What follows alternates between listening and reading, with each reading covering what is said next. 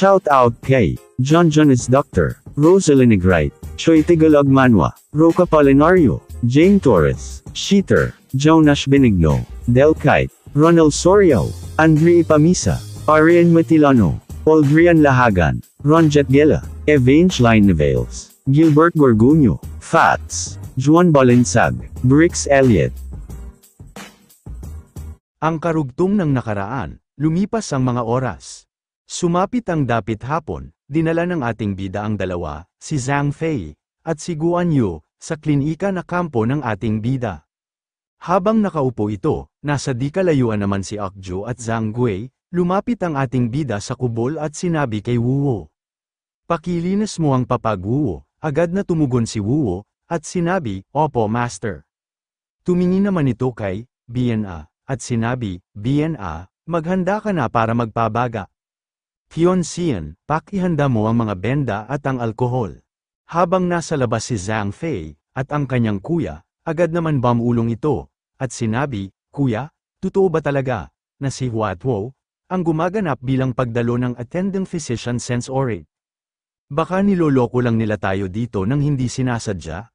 Hindi kumibo si Guan Yu, nagtataka lang ito na nakatingin sa ating bida, na sumingyas ang daliri. Matapos ay sinagot ang kapatid at sinabi, nagulat din ako nang malaman ko si Huatwo, pala, ay siya ang dumedalong imperial sense orate. Matapos ay napatingin ito sa kanyang kamay na ipinangdurog niya sa sibat kanina lang, tila ba ito ay nasunog naninigas at mahapdi, at sinabi, subalit ang mas nakakagulat ay ang taglay niya ang napakalaking enerhiya. Sinabi naman ni Zhang Fei, ngunit kuya, alam mo ba ang dahilan, kung bakit hiniling ng dumedalong imperial sense orate na sumunod tayo sa kanya? Sinabi ng kanyang kuya na si Guan Yu, nasaktan mo ang kanyang punong bantay, kaya malinaw na papanagutin ka sa iyong pagkakamali. Biglang nainis si Zhang Fei, nagdikit ang ngipin nito at lumingon sa hawak niyang sugat sa kanyang balikat na kumikirot pa, at sinabi, putik.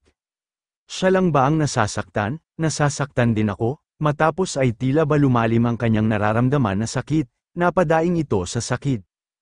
At sinabi sa kanyang isipan, habang pawisan ito sa sakit na tinitimpi. Masama ito, sa tingin ko ay malubha ang natamo kong sugat. Matapos ay lumabas ang ating bida sa kubol habang naglalagay ng mask sa kanyang bibig at sinabi, ano pa ang ginagawa mo dyan? Napatingin si Zhang Fei sa ating bida at sinabi ng may pagtataka, ngunit mahal na dumedalong imperial sense orate. Habang nagtatali ng mask ang ating bida, sinabi nito kay Zhang Fei, pumasok ka na sa loob upang magamot ka. Agad nang laki ang mata ni Zhang Fei, sa pagkabigla, at sinabi, ano ka mo? At mahinahon nitong sinabi, ako ba ang tinutukoy mo, gagamutin mo ba ako? Maging si Guan Yu, ay nabigla, at sinabi sa kanyang isipan, hindi maaari ito, kaya ba niya kami dinala dito, dahil nais niyang gamutin si Zhang Fei? Agad na tumalikod ang ating bida papasok sa loob ng kubol, hinawi nito ang pinto, at sinabi, bilisan mo at pumasok ka na, ikaw ang susunod pagkatapos ng operasyon ng aking punong bantay. Tarantang napasagot si Zhang Fei, at sinabi, opo, susunod na. Sinabi ng ating bida, na hindi lumilingon, hindi mo mapipigilan ang pangkat ng Changban na gamit ang kaliwang kamay mo, di ba? Sabay ngiti nito. Agad nagtaka si Zhang Fei, at sinabi, Chang, ano ka mo? Note, Battle of Changban, ang Changban ay isang digmaan kung saan hinabol ni Cao Cao si Liu Bei, si Zhang Fei, ay isang sikat na katang-isip na isang lalaki na nakatalaga sa tulay ng Changban, na isang kilalang eksena mula sa labanan ito. Samantala sa loob ng kubol, sinabi ng ating bida, dagdagan nyo ang liwanag, dagdagan nyo pa, linisin ninyo ang tray.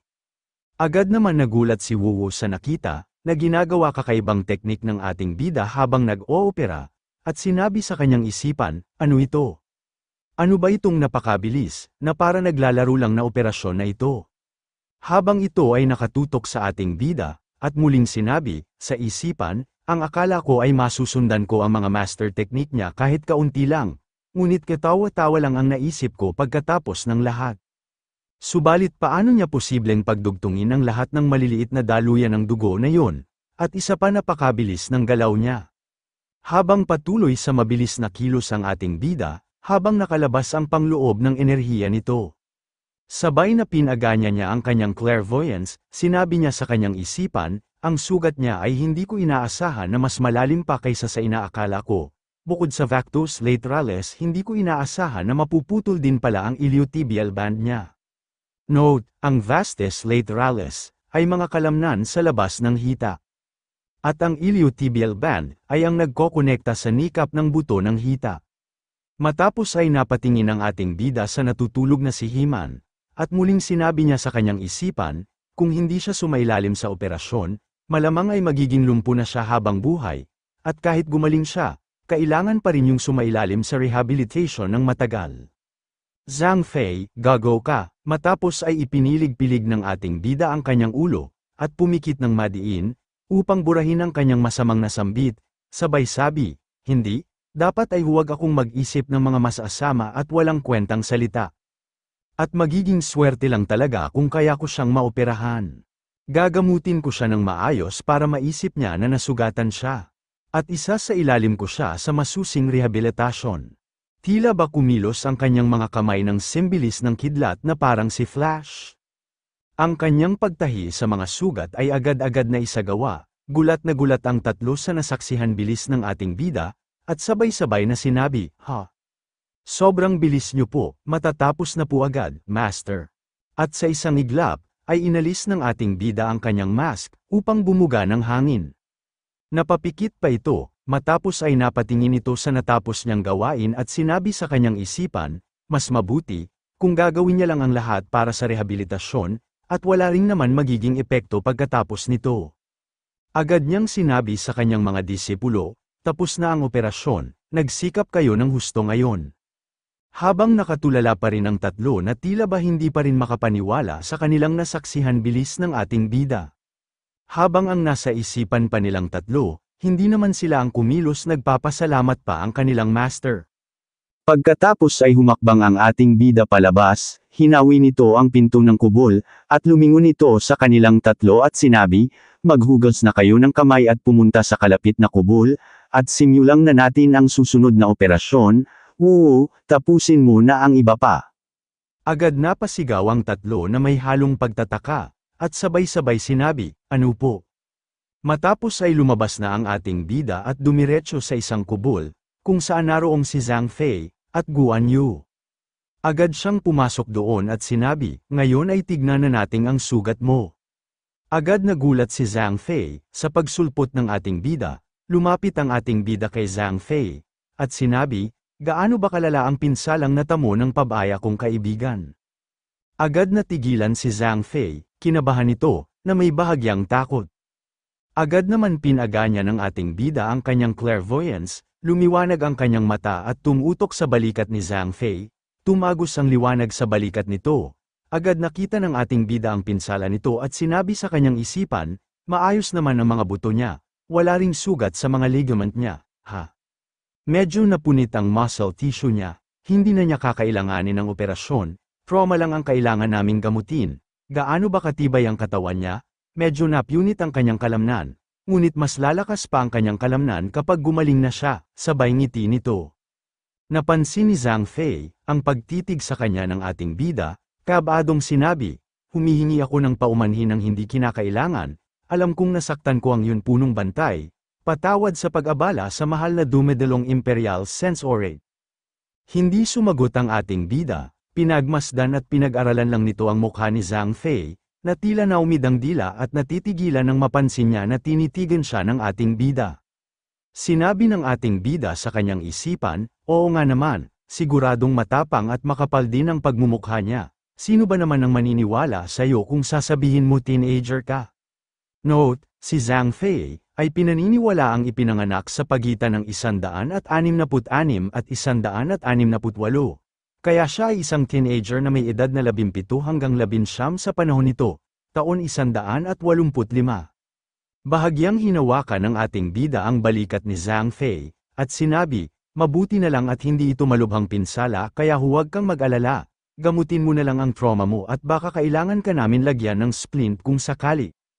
Agad na huminahon si Zhang Fei, at sinabi, ganoon ba? Bahagyang sumulyap ang ating bida, kay Guan Yu, at sinabi sa kanyang isipan, kung iisipin ko, hindi ba't si Guan Yu, dapat talaga ang ginagamot ko sa balikat niya. Napatingin naman si Guan Yu sa ating bida na tila ba nagtaka ito. Note, sa nobela, ginamot ni Huatwo ang kanan braso ni Guan Yu. Noong labanan sa Fan Cheng noong 219, si Guan Yu ay kilala sa mahinahon pag-opera habang naglalaro kasama si Ma Liang.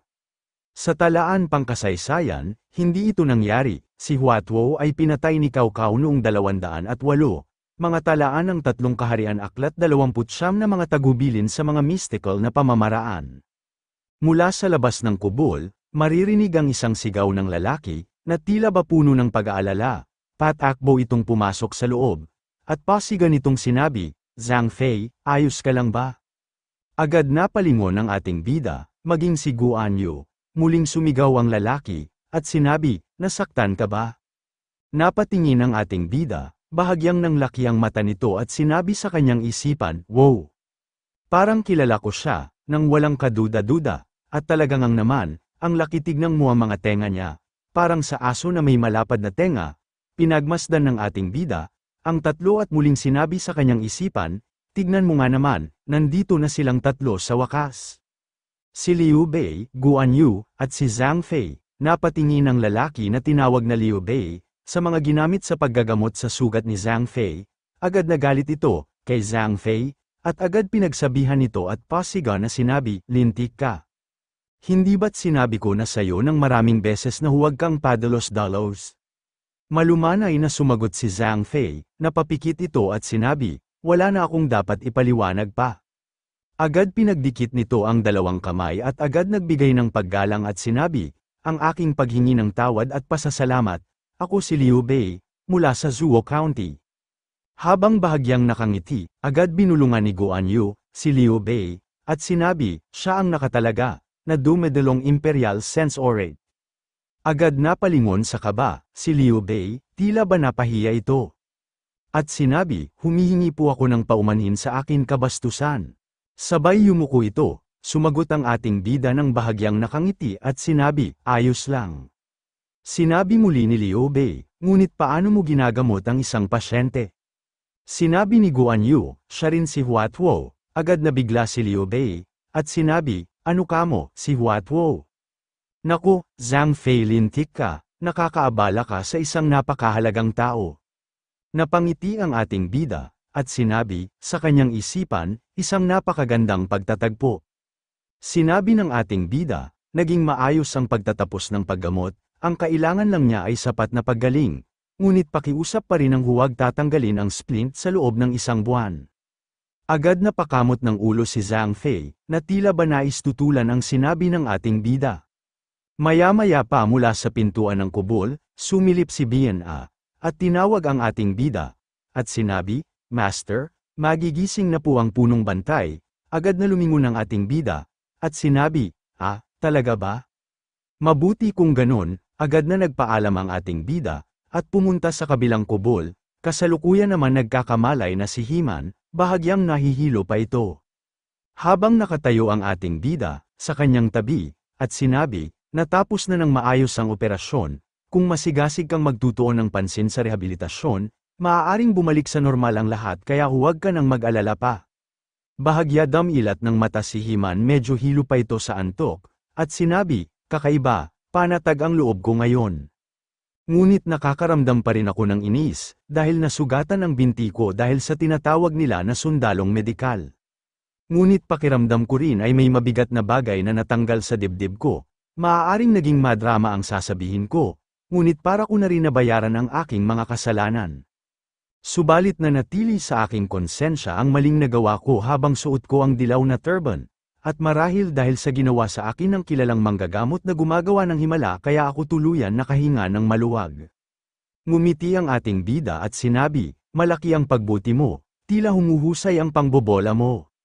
Sinabi ni He-man, "Hindi pa rin malinaw ngunit sa tingin ko ay nagsisimula na ako makakita ng tamang daan."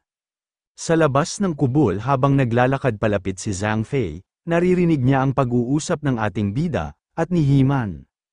Muling sinabi ni He-man, sa ating bida, "Kung susundin kita at mag-iipon ng kabutihan, marahil balang araw ay may aalis ko rin ang mga pasanin ng aking puso, At yun ang iniisip ko.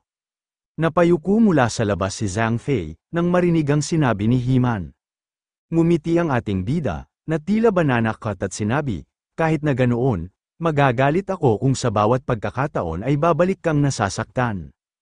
Bahagyang itinaas ni He-Man ang kanyang ulo, at sinabi, tatandaan ko yan, sa aking isipan, sinabi ng ating bida, nakakagaan ng loob kung ganyan ang iniisip mo. Mula sa labas ay inikat ni Zhang Fei ang kanyang mga hakbang pabalik sa kanyang kubol.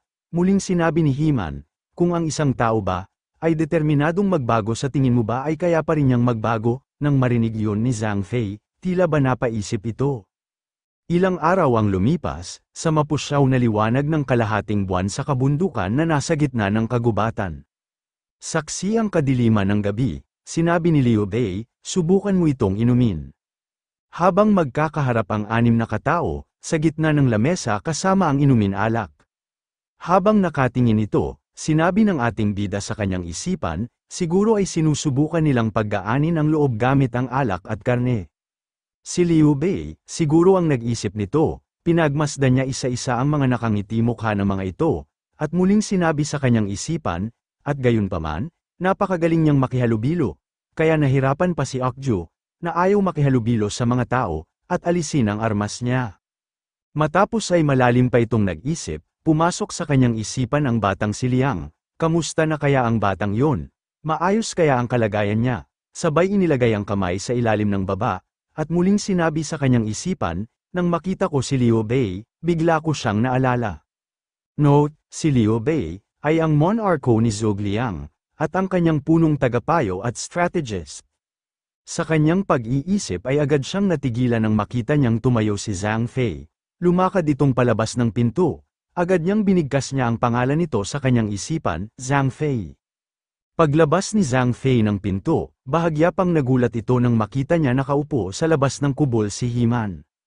Tahimik lang ito na tila ba nag-iisip, humakbang si Zhang Fei, at naupo sa tabi ni He-Man, at sinabi, bakit ka nasa labas at umaakto ka ng malungkot? Sinabi ni He-Man, sa tingin ko ay hindi ito ang lugar para sa akin, at ayoko ng maingay na lugar.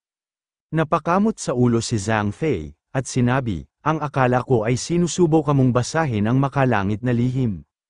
Sinabi ni He-Man, hindi ang panahon, habang nakatingala ito.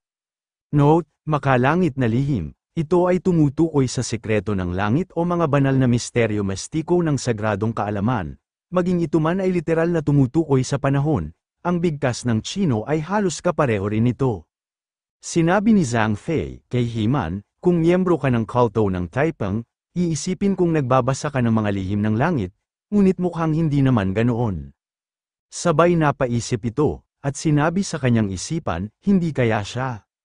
Hindi naman gaano pinansin ni Zhang Fei ang sinabi ni He-Man, tuloy ang kanyang pagkamot sa ulo at sinabi, pasensya ka na sa pag-atake ko sa iyo ng biglaan, humihingi ako ng tawad, at dahil hindi ako magaling magsalita, ano nga ba ulit yung idiom na yun? Pagbabalik tanaw sa bagong mundo o pagtingin sa mga bagay-bagay sa bagong pananaw. Lumingon si He-Man at sinabi, nalaman mo na ba dilaw na turban ako? Sinabi ni Zhang Fei, mamumuhay ka na ng mabait mula ngayon, hindi ba? Sinabi ni He-Man, salamat nga pala sa pagsasabi mo ng ganyan. Sinabi ni Zhang Fei, hindi ganoon, ang ibig kong sabihin ay iba ang iniisip ko. Sabay yuko nito na tila kakamaw-kamot pa rin, at muling sinabi, hindi alam ng kuya ko ang tungkol dito, kaya panatilihin na lang natin ito ng ganito. Subalit, inuulit ko, kapag tinitignan ko ang mga taong magsasabi sila ang hukbo ng dilaw na turban, puro lang sila mga hanggal na magsasaka. Sinabi ni He-Man, ngunit ako ay isang opisyales. Sinabi ni Zhang Fei, naku, para ka namang walang salapi para suhulan ang mga tao sa paligid mo. Alam mo ba, ibinuhos ko ang lahat ng mayroon ako sa pagbuo ng hukbo, ngunit ngayon ay umalis ako bilang isang pulubi. Note, inialok ni Zhang Fei ang lahat ng kanyang ari-arian kay Liu Bei, na nagmumungkahi na gamitin nila ang salapi upang mang-alap ng mga sundalo at bumuo ng isang hukbo, ngunit, di nagtagal, hindi sila nakakuha ng mga kabayong masasakyan ng sundalo dahil sa kakulangan ng pondo. Matapos ay napatingin si Zhang Fei sa hawak na bote ng alak, sabay inialok ito kay He-Man, at sinabi, nais mo ba uminom? Sige ba, sabay ngiti ng bahagya. Ngunit agad may humawak sa balikat ni Zhang Fei, at balikat ni He-Man, agad na bigla ang dalawa at sabay napalingon upang tignan kung sino ang humawak sa kanilang balikat.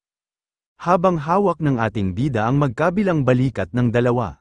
At sinabi ng ating bida, kayong dalawa, agad pinalabas ng ating bida ang kanyang panloob na enerhiya, kasabay na nagliwanag ang kanyang mga mata. At sinabi, subukan niyong uminom ng alak, kung nais ninyong masaktan at nang umikli ang inyong buhay. Tila ba natakot ang dalawa at sinabi, hindi na po, pakiusap, iligtas mo ang aming mga buhay. Lumipas ng ilang buwan, muli sa gabi sa loob ng kubol. Habang magkakaharap ang tatlo, sinabi ni Liu Bei, habang umiinom ng alak, ang dumedalong Imperial Sense Orate ay hindi ordinaryong tao. Sinabi ni Zhang Fei, yun din pala ang tingin mo, sabay tawa nito, at tinapak ang kanyang balikat na nasugatan dati, at sinabi, tignan mo nga ito, gumaling na ng husto ang balikat ko. Sinabi ni Liu Bei, hindi ang kanyang medikal na sining ang tinutukoy ko. Tumingin ito sa baso na may laman alak at sinabi, ang lalaking iyon, ay nabihag ang puso ng mga tao. Siya yung taong may kapangyarihan makaakit ng iba, sa paligid niya nang hindi nagmamataas. Tinutukoy na siya bilang Diyos na manggagamot bukod pa sa pagtawag ng Huatuo, hindi ko naisip kung gaano siya kagaling na tao sa paglipas ng panahon. Napahawak si Zhang Fei, sa kanyang ilalim ng baba, habang hawak sa kanan kamay ang baso may laman alak, at sinabi, oh, ano naman? Habang hindi kumikibo si Guan Yu, tuloy pa rin ito sa pag-inom. Sinabi ni Liu Bei, uminom muna ito, at sinabi, maaaring tayo ay may mababang katayuan, hindi ba determinado tayong ituloy ang isang dakilang layunin? Note, sila ay mga taong walang opisyal na posisyon. Sinabi ni Liu Bei, sa tingin ko ang mundo ay mahulog sa mas malalim na kaguluhan, at habang tumatagal, mas lalo pang nananabik ang mga tao sa isang matibay na figura. Ngunit si Huatuo ay nakakabighani na ng puso ng mga tao. At nag-aalala ako tungkol dyan, sabay pasok sa kanilang isipan kung paano napalapit ang mga taong may sakit sa ating bida. Sinabi ni Zhang Fei, dapat bang ipag-alala yon, magaling naman siyang manggagamot. Agad sumingit sa kanilang usapan, si Guan Yu, at sinabi, tama si Liu Bei, kapatid ko, isipin mo nga. Kung ginamit ng hukbong dilaw na turban si Huatuo, madali nga ba kaya nahamupa ang rebelyon? O kung iisipin kung ang mga naghahanap ng hamon sa pamilya ng imperyo ay nirecruit si Huatuo. Agad napatingin si Zhang Fei kay Guan Yu, sinabi ni Liu Bei, kung nangyari yun mas nahirapan pa sana silang harapin ang hukbong may dilaw na turban. Bagamat sa palagay ko ay hindi kailanman gagawa ng anuman si Huatuo, laban sa pamilya ng imperyo, ngunit siguradong may taong gustong manakit sa kanya, at nag-aalala ako tungkol dyan. At sana nga ay talagang walang mangyari, nakasimangot si Zhang Fei, humalukip-kip ito, at matamang nag-isip. Maya-maya ay malakas inilapat ang kanyang kamay sa lamesa na lumikha ng ingay, bahagyang pang tumapon ng laman ng baso ng alak, at sinabi, hindi yun ganoon kasimple. Agad na tigilan si Liu Bei, at sinabi, ha? Matapos ay malakas nitong sinabi, ang kailangan ng gawin ni Hang Nim, ay maging isang mataas na opisyal at gawing mapayapa ang bansang ito. Kung gayon, hindi mo ba mapoprotektahan, hindi lamang ang manggagamot kundi pati na rin ang lahat ng maimpluwensyang tao sa mundo. Muling natigilan si Liu Bei, matapos ay humalakhak ito, at sinabi, ha, ang galing naman ang sagot mo sa isang katangahan na tanong. At tama nga, nag-aalala ako ng hindi naman kailangan. Bagaman nung una, dapat man lang ako makakuha ng permanenteng posisyon, at ganyang naman tayo nagsimula, ano pa nga ba ang kulang? At hindi nila alam mula sa labas ng kubol ay nandoon ang ating bida, na lihim nakikinig sa kanilang pinag-uusapan habang nakasandal ito sa malaking puno. Nakahalukip-kip ito at napapaisip sa mga narinig, matapos ay sinabi sa kanyang isipan, habang nakatingin sa madilim na kalangitan. Dapat nilang isipin na kahit naging magulo ang mga bagay-bagay, mapoprotektahan pa rin nila ang palasyo ng hari, at pagkatapos ng lahat, mahirap isipin na maaaring mawasak ang mundo, ni ayaw man lang nilang isipin yon. Bahagyang kumunat ang noo ng ating bida, at muling sinabi sa kanyang isipan, ngunit hindi pa nagsisimula ang tunay na magulong mga araw. At ikaw Liu Bei, tatayo ka sa gitna ng magulong digmaan. Bilang isa sa tatlong haligi ng mundo noon, sabay pasok sa kanyang isipan ang tatlong katauhan na puno ng apoy. At muling sinabi sa kanyang isipan, at si Liu Bei, na gustong maging isang lawa para sa pagtitipon ng mga mahusay na tao, at si Cao Cao, na naging agresibo at madamdaming sa mga mahusay na individual. At nagiging magulo ang mga bagay-bagay kapag nagkita-kita sila. Kahit hindi naman gaano mahalaga dahil hindi naman talaga pinagpala si Sun Quan ng mga taong matulungin, at hindi ko ito masasabi. Bahagyang ngumiti ito, matapos ay naglakad pabalik sa kanilang kubol, at muling sinabi, kung hindi naman makakagulo, tatakbo na lang ako papuntang Goguryeo. Samantala sa Luoyang, sa pamilya ng Cao, sa loob ng palasyo, inabot ng isang may edad na lalaki ang isang liham, at sinabi, tignan mo ito. Siya ay ang lolo ni Cao Cao, ang eunuch na si Cao Teng. Inabot ng lalaki ang liham at sinabi, ano ito? Sinabi ni Cao Teng, ito ay isang kasunduan na inalok sa akin ni Huang Wan. Agad tinignan nito ng lalaki, at siya naman ay tatay ni Cao Cao, kilala sa pangalan Zhu Gao. Sinabi ni Zhu Gao, ang akala ko ay bibitawan niya ang posisyon ng dakilang komandante ng ganoon na lang, subalit matagal na niyang itinatago ang mga ambisyon na yon, gusto ba niyang paupuin natin ang sarili niya mga tao sa posisyon nito sa gobyerno? Sinabi ni Cao Teng, siguro ay hinihingi niya na iligtas ang mukha nito kapalit ng pagbibitiw niya mula sa posisyon ng dakilang komandante. At wala namang partikular na mahalagang opisyal na posisyon kung tutuusin, sabay pinagdikit ang mga daliri nito mula sa kanyang likuran, at muling sinabi, at saka nga pala Zhu Gao, nais ko ay pag-isipan mo rin, tila naman nagtaka si Zhu Gao sa sinabi ng kanyang ama, mula sa pagkakatalikod nito, bahagyang lumingon nito, at ngumisi na tila isang demonyo, at sinabi, kung mayroon ka pang natitirang ambisyon sa buhay, sa tingin mo ba ay humihinga pa rin siya hanggang ngayon? At ikaw Zhu Gao, ang nais ko ay pag-isipan mo rin, tila ba nagtaka si Zhu Gao sa sinabi ng kanyang ama. Matapos ay bahagyang lumingon si Cao Teng, ngumisi ito na tila ba isang demonyo, at sinabi, kung may natitira ka pang ambisyon sa buhay. Sa tingin mo ba ay humihinga pa rin siya hanggang ngayon? Matapos ay muling ibinalik ni Cao Teng ang paningin sa kanyang harapan, at muling sinabi, pumili ka sa mga opisyal na mayroon posisyon na maaaring tanggalin na walang anumang alalahanin, at bigyan siya ng halos kalahati nito at tulungan mo siyang mailigtas ang kanyang mukha. Agad na sumagot si Zhu Gao, at sinabi, gagawin ko po. Maya-maya pa ay dumating si Cao Cao, lumingon ng kanyang ama, at sinabi, Meng De, halika dito, at sama-sama nating tingnan ito. Note, Meng De, kilala sa pangalan Cao Cao, agad na sumagot si Cao Cao, at sinabi, opo ama. Sinabi ng kanyang ama, ang posisyon ng dakilang komandante, ang may pinakamababang posisyon na kahit sa tatlong ministeryo ng dukol, kaya piliin mo ang opisyal na posisyon na walang silbi sa iyo, at hindi sa akin. Tila ba nagtaka si Cao Cao na patingin ito sa hawak na liham ng kanyang ama. Habang nakatalikod naman ang kanyang lolo, na si Cao Teng, at sinabi sa kanyang isipan, oh iniisip ko kung ano ang pinagkakaguluhan noong nagpasok sila ng 100 milyon na bilog na barya, para lang sa isang posisyon bilang dakilang komandante. Note, ang opisyal na presyo para sa posisyon ng commander ng paglago na itinakda ni Emperador Liu Hong, ay 10 milyon na bilog na barya. Binili ni Cao Song, ang posisyon sa halagang 10 beses ng presyo sa merkado, at kalaunan, pinagsisihan ito ng emperador, na sinasabing, dapat ko na sanang ibinente ito ng mas mataas pa. Ipinapakita nito kung gaano kayaman ang pamilya ng eunuch na si Cao Teng. Ang sinaunang mga barya ng China, ay nakaranas ng maraming pagbabago sa buong kasaysayan nito. Sa una, meron itong mga baryang hugis kutsilyo o pala, pinalitan ang mga ito ng mga bilog na baryang metal na hugis patag na parang mga dicks, na kalaunan ay mga parisukat na butas sa gitna daunang ipinakilala ng mga 350 BC.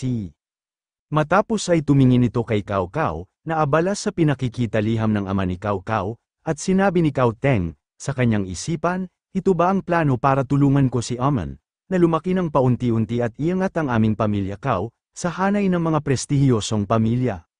Note, Aman, pangalan ni Cao Cao nung siya ay isinilang. Hiningi ni Cao Cao ang liham at pinasadahan ng basa, at sinabi, kailangan ko magsikap pa lalo para maabot ang mga inaasahan ninyong dalawa, at siguradong gagawin ito ng ating pamilya, ngunit agad na bigla ito nang makita niya sa liham, ang pangalan ng ating bida, at sinabi, ha? Sabay sabi sa kanyang isipan, bakit narito ang pangalan ng kinakapatid kong si Huafu?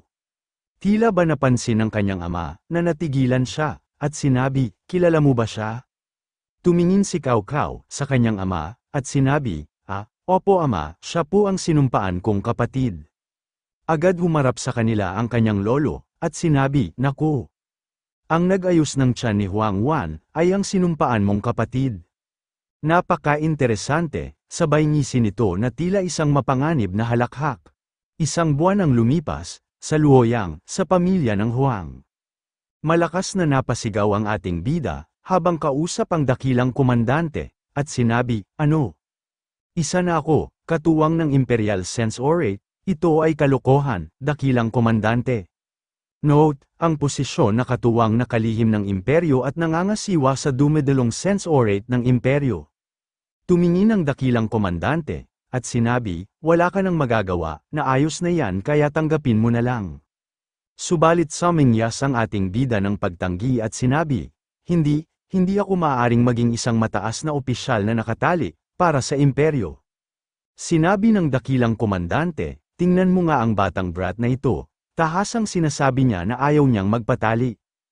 Ang nakatali sa palasyo sa katawan ng kalihim ng imperial na palasyo, ay hindi ang katuwang na sense orate ng imperial, ang katuwang ng sense orate ng imperial, ay minsan ay isinasagawa ang kanyang mga tungkulin sa palasyo subalit hindi kasi dami ng katuwang na kalihim ng imperial ng palasyo. At sa tingin mo ba ay dadagdag ang salitang palasyo sa pamagat ng walang dahilan? Note, ang sense orate ay karaniwan isang mataas na antas na ahensya ng pangangasiwa, na nagmo-monitor sa mga administrador upang maiwasan ang katiwalian at direktang nananagot lamang sa emperador. Tila ba napakamot pa ang ating bida, at sinabi, ngunit, hindi ko pa nga nagagawa ang kahit anong trabaho na dumedalong Imperial Sense Orate hanggang ngayon. Sinabi ng dakilang komandante, at sa katunayan na hindi mo naman ginagawa, at ito ang unang beses na nakakita ako ng dumedalong Imperial Sense Orate nang walang anumang ulat, at napapaisip ako, kung sumuko na rin ba ang kanyang kamahalan. At si Cao Song, ay binili niya ang posisyon ng dakilang komandante. Natigilan ang ating bida, sinabi niya sa kanyang isipan, sa wakas ay nag-alay din ang matandang iyon ng 100 milyon won, para sa isang pagdangal na posisyon. Sinabi pa ng dakilang komandante, ang suliranin ay si Cao Teng, wala na siyang masyadong oras, kaya siguradong nagbabalak siya para masiguro niya at maaalala ang henerasyon ang susunod na pangalan ng pamilya Cao. Sabay pasok sa kanilang alaala si Cao Teng, at muling sinabi ng dakilang komandante, nangangahulugan siguro yun na ayaw niyang marinig ng susunod na henerasyon na tawagin ang kanilang pamilya na isang pamilyang eunuch ng mga nouveau riche, at ang pamilya Yuan, ay isang presensyosang pamilya na nakapag-produce ng 3 matataas na opisyal sa loob ng maraming henerasyon, kung tutuusin. Tila naman napaisip ang ating bida, at sinabi sa kanyang isipan, tunay na sikat ang pamilya ni Yuan Shao, nang dahil dyan. Sabay duro ng dakilang komandante sa ating bida, at sinabi, nahihirapan ako dahil kung may mangyayaring mali, baka namatay ka na at sa huli ay papatayin ka na. Agad nang laki ang mata ng ating bida sa pagkabigla. At pasiga na sinabi ng dakilang komandante, at ang lahat ng general ay pinag-uusapan ka na lumahok sa digmaan. Na ikaw ang dakilang manggagamot na gumagawa ng himala. At dahil dyan, walang hindi nakakaalam ng pangalan mo. Alam mo ba ang ibig sabihin ng makuha ang atensyon ng mga eunuch? Ang ibig sabihin, ay nakahanap na sila ng taong hihinga ng salapi. At sa mundong kahit ang mga posisyon sa gobyerno ay ipinagbibili para sa salapi, ang pagbebenta ng isang manggagamot ay kasing dali ng pagpilipit sa palso ng isang bata. Subalit sa init ng ulo mo, ibibigay mo ba talaga sa kanila ang salapi ng walang kahirap-hirap, tapos ay mapupunta ka sa kalye na isang pulubi, matapos mawala sa paningin ng iba at mapapaisip ka na lang, ha? Pumasok sa isipan ng ating bida, na tila ba namam-alamos sa kalye, kasama ang kanyang disipulo, habang tinitignan ito ng mga tao na dumadaan. At sinabi mo rin, na ang kapatid mo ay gobernador ng hindi nanunuhol kahit kanino, kaya hahanap sila ng lahat ng dahilan para patalsikin kayong dalawa, nang hindi na kailangang ilapat ang pagkakasala ayon sa batas ng pagsasama. Sabay pasok muli sa kanyang isipan na kung sakali ang kanyang kuya Huafo ay pinatalsik sa palasyo. Note, isang sistema na nagpapanagot sa mga miyembro ng pamilya ng isang kriminal para sa mga pagkakasalang kriminal. At muling sinabi ng dakilang komandante, at kasama ni Cao Song, si Cao Teng, walang paraan para irekomenda kanya ng walang dahilan. Kaya naman kapalit ng kusang loob ng pagpapasa ng posisyon bilang dakilang komandante, hiniling ko na ikaw ay italaga sa posisyon bilang Assistant Imperial Censorate. Ang katotohanan inirerekomenda ka ni Cao Song, ay katumbas ng pagrekomenda sa iyo ni Cao Teng. Kaya hindi maglalakas loob ang eunuch na guluhin ka. Ang posisyon ng seryosong assistant ng imperyo, ay hindi isang posisyon na madaling makaligtaan, at hindi rin ito isang posisyon na nangangailangan sa iyo, na manatili sa palasyo, kaya dapat ito ay maging lubos na kapaki-pakinabang. Tumingin ang ating bida at napaisip ito, matapos ay bahagyang yumuko at nagbigay galang at sinabi, "Dakilang komandante, paano ko ba mababayaran ang iyong?" Agad pinutol ng dakilang komandante, ang sasabihin sana ng ating bida, at sinabi, "Kalimutan mo na yan, bata ka, nakakahiya yan, kaya itigil mo na," sabay senyas ng kamay nito. Maya-maya pa, ay seryosong tinawag ang ating bida, at sinabi, "Huatwo." Napaangat ng mukha ang ating bida, na tila ba ito ay nagtataka. Note, ang terminong tuo, ay ginagamit bilang isang parangal para sa guro at nagdadala ng isang pakiramdam ng paggalang sa ibang tao. Bahagyang ngumiti ang dakilang komandante, at sinabi, "Magsumikap ka at gawin ang iyong makakaya upang makapagligtas ng mas maraming tao." Ngunit, siya nga pala, isa ka ba eunuch, kung nagkataon? Mahigit 20 ka na, ngunit bakit ganun, parang kulang ka sa, agad na pinutol ng ating bida, ang sinasabi nito at inis nitong sinabi, "Hindi, malusog ako. At wala akong problema sa aking katawan." Ngumiti ang dakilang komandante at sinabi, "Oho, ang bunso kong apo ay wala pa rin katipan, ano sa tingin mo?" Inis na sinabi ng ating bida, "Wala akong sasabihin."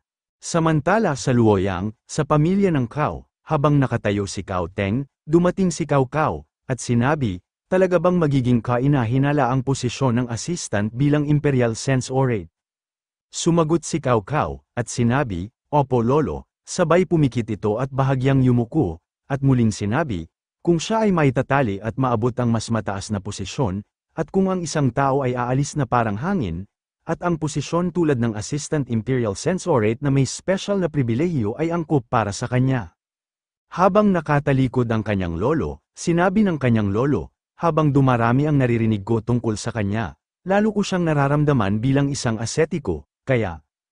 Sabay ngisi na tila isang demonyo, at sinabi, "Ganoon pa man. Isa ba siyang basalyo na karapat-dapat na panatilihin sa iyong tabi?" Tila ba natigilan si Cao Cao, sa sinabi ng kanyang lolo, at sinabi, "Nais niya ako, gaya ng pagkanais ko sa kanya, at naniniwala ako na isa siyang tao na kayang-kaya kong isama sa aking nasasakupan." Sabay pasok sa kanyang alaala nang sila ay magkakaharap na nag-iinuman kasama si Huafo, na kapatid ng ating bida. Sinabi ni Cao Teng, "Sinasabi mo ba ito bilang isang taong may malaking ambisyon, o pananatilihin kung mataas ang aking ekspektasyon?" Huminto ito sandali, matapos ay muling sinabi, na tila ba kakaibang boses. Gayunpaman, kung hindi tama ang hukay, isa ring opsyon ang mabilis na pagsira sa kanya. Sabay lumabas ang tila ba, anino ang kanyang maitim na body. Tumiim ang mata ni Cao Cao, na tila ba sumusunod sa kanyang lolo, at sinabi, "Tatandaan ko po yan." Nang sa tingin ni Cao Teng, nasusunod ang kanyang apo na si Cao Cao, sa kanyang mga utos. Lihim itong napangisi, matapos ay binuksan ni Cao Teng ang pinto, para umalis, at sinabi kay Cao Cao, "Kumain na kayo ng hapunan kasabay ng iyong ama." Aalis na po ba kayo?" Sinabi ni Cao Teng, "May lugar lang ako na kailangan puntahan."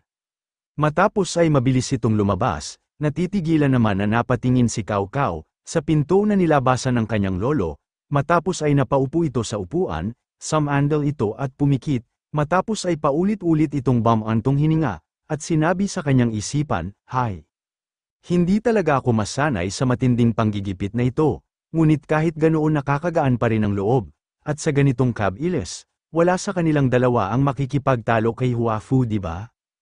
At ang mga iminumungkahi ng dakilang komandante na si Huang, ay tatanggap muna ng kanilang posisyon sa ngayon, subalit kung hindi sila magdedesisyon magtrabaho sa ilalim ng kanilang ama, 80 hanggang 70% sa kanila ang mamamatay. Sabay nagliyab ang isang papel na kasulatan sa kanyang isipan, napaisip ito, at muling sinabi sa kanyang isipan, at walang paraan na ang brat na si Huafu, ay magiging masunurin na magtatrabaho sa ilalim ng aking ama. Matapos ay napakuyom ito ng kanyang kamao, at sinabi sa kanyang isipan, Fu, pasensya na ngunit ito lang ang kaya kong gawin, napapikit ito pumasok sa kanyang isipan ang inosenteng ngiti ng ating bida, at muling sinabi sa kanyang sarili, sana ay hindi ka madamay sa maruming digmaan na ito, sabay sandal muli sa upuan. Sa maaliwalas na kalangitan, sa pamilya ng Huang, sa Luoyang. Sa bakuran, habang nakaupo ang ating bida sa upuan na semento. Napatingala ito, at bahagyang nakangiti, at sinabi sa kanyang isipan, ang tagal na rin simula nang huli akong nakaramdam ng ganitong relaksasyon, masarap din gawin ito paminsan-minsan. At habang nakatingala ito, napansin ito ng isang matandang lalaki na mula sa palasyo. Sinabi ng matandang lalaki, ikaw ba yan? Agad napalingon ng ating bida sa agarang nagsalita, nabigla ito at sinabi sa kanyang isipan, ha? Sinabi ng matandang lalaki, ikaw nga, ang nagpagaling sa sakit sa tiyan ni Huang Wan, na gastric disorder. Tila naman nagtaka ang ating bida, bahagya pang nang laki ang mata nito, at sinabi sa kanyang isipan, teka, sino ba siya? Kung nagawa niyang maliitin ang dakilang komandante, ng ganito, malamang ay siguradong isa siyang mataas na opisyal, at isa pa, mukhang matapang ang bantay sa likuran niya. Agad na yumuko ang ating bida, at nagbigay galang, at sinabi, opo, ako po ang nagpagaling sa dakilang komandante. Tila ba napaisip ang matandang lalaki, inilagay nito ang kanyang kamay sa ilalim ng baba, at sinabi, mukhang bata ka pa, ngunit naniniwala kami sa iyo dahil sinabi mong pinagaling mo ang dakilang komandante. At nabalitaan ko na pambihira ang kakayahan mo sa medisina, kaya hinanap kita. Napaangat ng ulo ang ating bida, at nagtataka nitong sinabi sa kanyang isipan, pasyente ba siya? Agad pinapasok ng ating bida ang lalaki, sa loob ng palasyo, sinabi ng ating bida, pumasok po kayo. Humakbang ang may edad na lalaki kasama ang bantay nito na nakasunod sa likuran ng lalaki, esenenyes ng ating bida ang kanyang kamay sa papag at sinabi, maaari ka pong umupo dito, upang masuri kita. Agad na umupo ang lalaki sa papag, muling sinabi ng ating bida, susuriin ko po muna ang pulso mo. Agad naman inabot ng may edad na lalaki ang pulso, at tila ba nag-alis ito ng bar sa lalamunan, at sinabi ahem.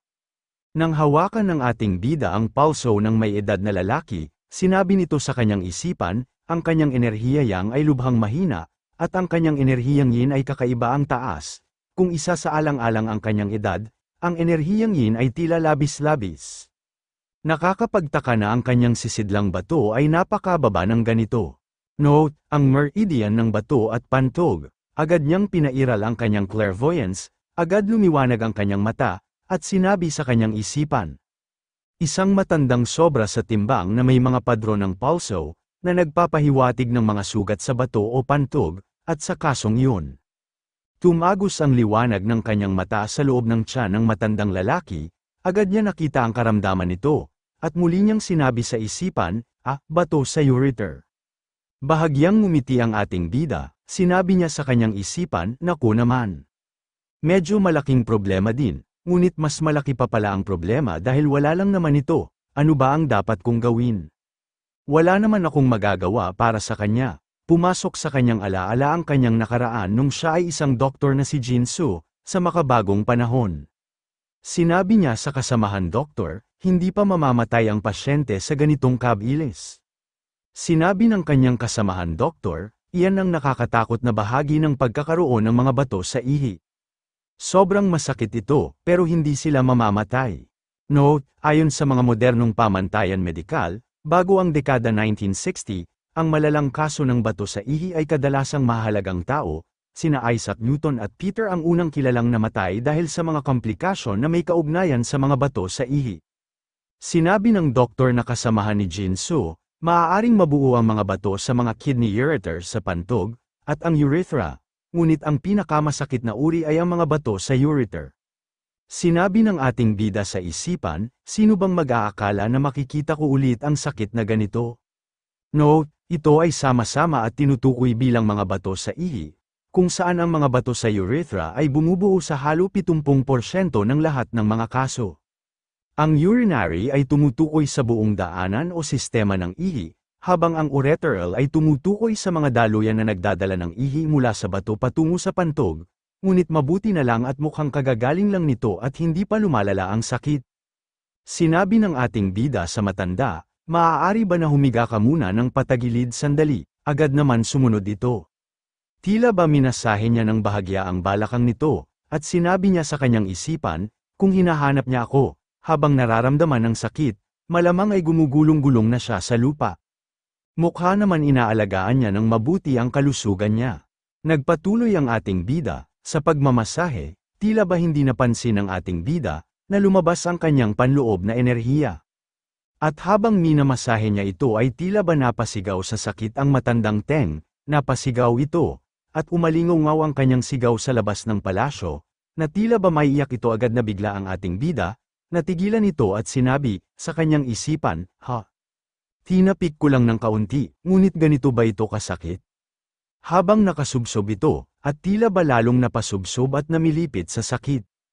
Mabilis na hinawakan ng matandang Teng ang braso ng ating bida, upang pigilang ang kamay nito na nagmamasahe sa kanyang balakang. Mababakas ang sakit at tinitimping galit nito at sinabi, bakit ba sobrang sakit na naman ito? Sinabi sa aking ng hukom na manggagamot na magaling na ito. At hindi naman ito ganoon kasakit sa 10 araw na nakalipas. Agad nagtaka ang ating bida, at sinabi, ano kamo, 10 araw? Tumayo ng tuwid ang ating bida, at napaisip, inilagay ang kanyang kamay sa ilalim ng baba, at sinabi, ito ay hindi maaari. Hindi yan yung tipong sakit na kayang bawasan ng mga painkillers. Ngunit siguro ay naramdaman mo ang natitirang ihi mo. Hindi kaya nahahalo ang dugo mo kapag umiihi ka? At hindi ba't mahirap damumi kahit na pakiramdam mo ay bloated ka? At ang pakiramdam mo ay tila matinding sakit marahil, ay parang kang sinaksak ng kutsilyo, o kaya naman ang pakiramdam na parang tinutusok ng mainit na tuhugan. Natigilan ang matandang Teng, gulat na nagtataka, kung bakit nalaman nito ang kanyang nararamdaman na sakit ng katawan. At sinabi sa kanyang isipan, isa talagang manggagamot na gumagawa ng himala ang lalaking ito. Muling sinabi ng ating bida, masakit ito, ng mga 7 hanggang 8 minuto, pagkatapos ay nawawala sa loob ng 15 minuto, matapos ay sumasakit muli sa loob ng 7 hanggang 8 minuto at paulit-ulit ito ng ganoon. Sinabi ng matandang Teng, tama nga yan, totoo lahat ng sinabi mo. At ano ba sa mundong ito ang sakit na ito? Sinabi ng ating bida, ito ay nakakaginhawa ng loob. Hahaha, ito ay isang ordinaryong bato sa ihi. Ito ay isang sakit kung saan ang daanan mula sa mga bato patungo sa pantog, kung saan dumadaloy ang ihi, ay nahaharangan ng matutulis at talas-talas ng mga bato, at ang sakit na ito ay kadalasan nangyayari sa mga taong umiinom ng kaunting tubig, madalas uminom ng alak, at kumakain ng mamantika at maalat na pagkain, hindi ka rin ba pala kain ng prutas? Ang mga bato ay mas mabilis, kung mababa rin ang iyong antas ng aktibidad at ehersisyo. Napatingin ang matandang Teng, natigilan pa ito at sinabi sa kanyang isipan, manghuhula ba ang brat na ito? Hinawakan ng ating bida ang kamay ng matandang Teng, at mahinahon sinabi, sa totoo lang po, nakakagaan talaga ng loob na hindi naman ganun kalaki ang bato, at parang maaari ka naman gamuting ng walang operasyon. Napatingin lang ang matandang Teng, dahan-dahan itong bumangon, na inaalalayan ng ating bida, at sinabi ng matandang Teng, maaaring baka maong gamutin ito. Sinabi ng ating bida, magsimula muna tayo sa isang simpleng paggamot. Maya-maya pa ay tinawag ng matandang Teng, ang kanyang bantay na nasa labas ng silid, at sinabi, Ginoong Bantay, pumasok ka rito at tulungan mo ako. Agad naman sumunod ang bantay, isinukbit nito ang kamay ng matandang Teng sa kanyang balikat at inalalayan lumabas ng klinika, sinabi ng ating bida, habang ito ay nasa labas na, maayos naman ang pakiramdam mo ngayon, di ba? Sinabi ng matandang Teng, hindi naman masyado. Hindi nga alam ng mga hukom ng manggagamot kung anong klase at sakit na yon. Ngunit naitama pa nila ang mga sintomas ng sakit ko, at naiintindihan ko na kung bakit watwaw ang tawag sa iyo. Napangiti ang ating bida habang nauuna sa dalawa, at sinabi, naku, nakakagaan naman ng loob yan. Muling sinabi ng matandang Teng, ano nga pala ang plano mo para sa aking paggagamot, sinabi ng ating bida, simple lang naman, nakikita mo naman yung bundok doon, di ba? Sabay turo ng daliri nito sa bundok. At muling sinabi, at maabot ang tuktok nyon at bumalik. Tila naman nagtataka pa ang matandang Teng, sa itinurong bundok ng ating bida. Sinabi muli ng ating bida, hindi mahalaga kung gaano katagal ka maglalakbay, kaya kailangan kong maglakad papunta roon ng mag-isa, Panginoon ko. Agad na patingin ang matandang Teng, at sinabi sa isipan, ano ba ang sinasabi ng brat na ito? Tila ba biglang naintindihan ng matandang Teng ang ibig sabihin ng ating bida? Agad itong napasigaw at sinabi, pag-akyat baba ng bundok, yan ang sinasabi mo paggagamot, ha? Ito ay katawa-tawa. Ang lakas ng loob mo, na ipagpilitan ako isali sa gulo. Tila natigilan naman ang ating bida, at sinabi, ano po? Bakit naman po kita guguluhin Ginoo? Napatingin si Cao Teng, at sinabi, oh, hu. Sinabi ng ating bida, subalit, ako ay isang manggagamot, at hindi nakikialam ang mga manggagamot sa mga pasyente. Muling natigilan si Cao Teng, at sinabi, sabay sabi nito sa kanyang isipan, at ito ang dahilan, kaya ninais siyang protektahan ni Aman, dahil sa ganoon siyang klase ng tao. Note, Aman, pangalan ni Cao Cao nung kabataan niya. Sinabi ni Cao Teng, sinabi ng aking apo, na mayroon siyang sinumpaan na kapatid, ngunit mabuti naman ang pagtingin niya sa mga tao. Agad na tigilan ng ating bida, at sinabi sa isipan, ano daw, apo? Huwag mong sabihin sa akin, na siya ang eunuch na si Cao Teng. Bahagyang ngumiti ang matandang si Cao Teng, kumaway ito at sinabi, maayos na ako ngayon. Agad na yumuko ang ating bida, at nagbigay galang at sinabi, pagbati po sa lolo ng aking sinumpaang kapatid.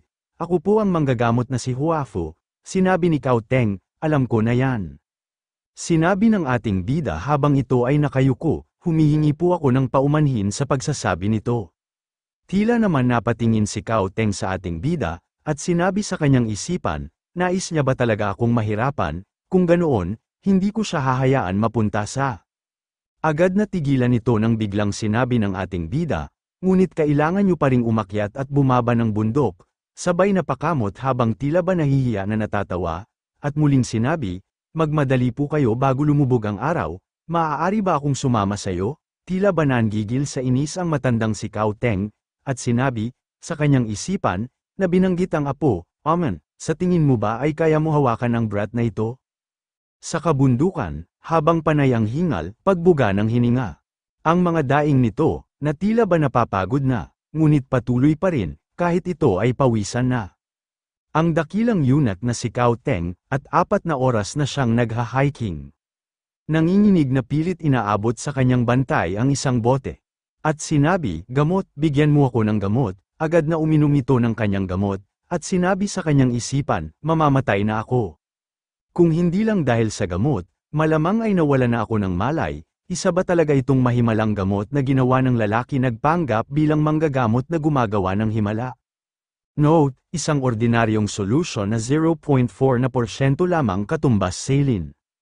Muling sinabi sa isipang ni Cao Teng, at hindi ko maiwasan manumpa. At kung hindi lang ang brat na yun ang manggagamot na gumagawa ng himala, hindi sana ako papayag sa ganitong kabaliwan na paggamot.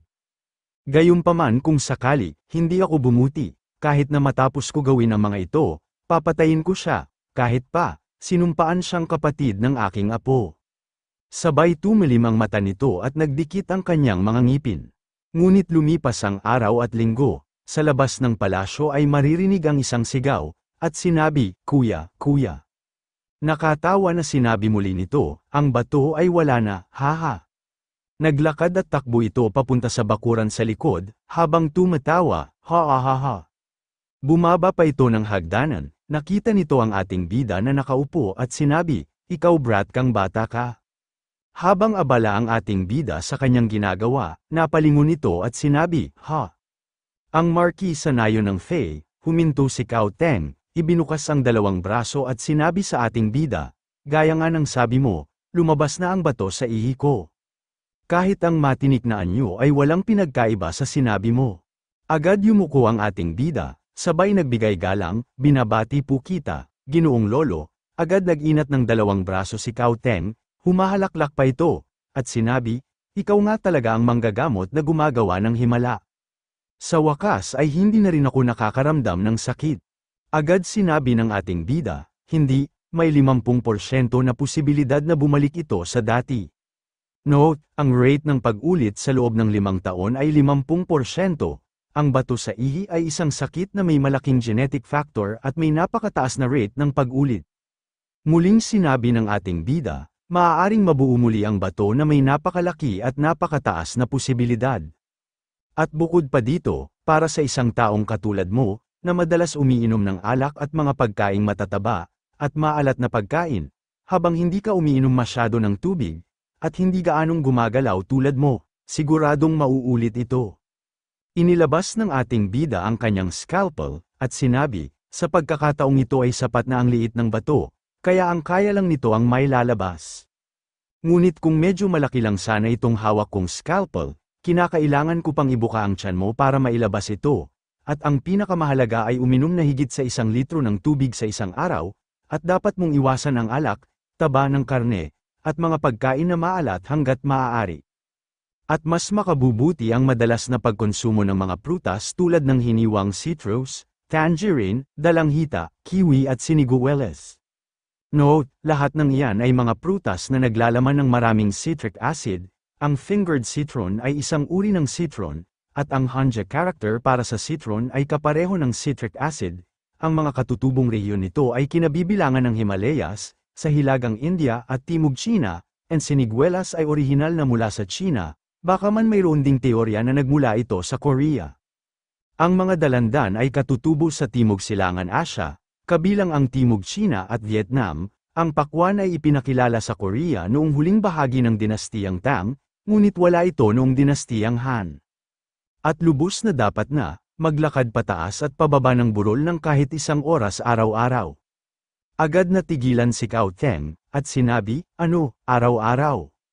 Sinabi ng ating bida, mas mainam na mag-ehersisyo ng magaan sa loob ng 2 oras sa isang araw at dagdagan ang tagal ng 15 minuto kada 10 araw, at maaaring sapat na ang 1 oras kada araw.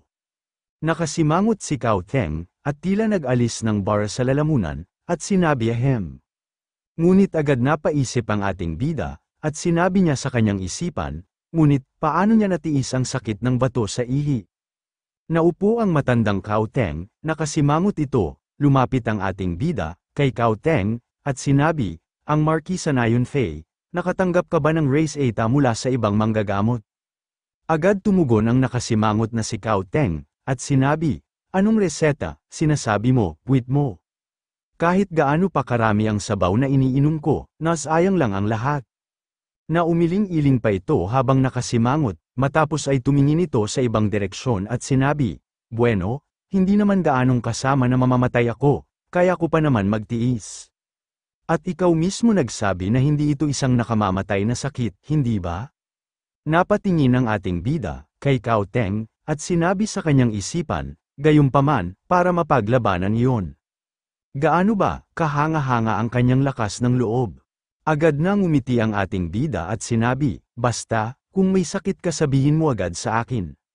Sinabi ng matandang si Cao Teng, sige, sasabihin ko agad sa iyo, ilang araw ang lumipas. Gabi, habang magkaharap ang ating bida, at si Cao Cao sa isang lamesa, sinabi ni Cao Cao, dapat sana ay dinalaw mo ako kaagad kung pumunta ka sa kabisera ng imperyo. Hindi ba dapat mo man lang makita ang sinumpaan mong kapatid? Medyo nadismaya ako, sinabi ng ating bida, pasensya na kinakapatid ko. Ngumiti si Cao Cao, ng bahagya habang hawak ang baso na may lamang alak, at sinabi, naintindihan ko, sabi mo nga abala ka sa paggagamot kay Lolo di ba?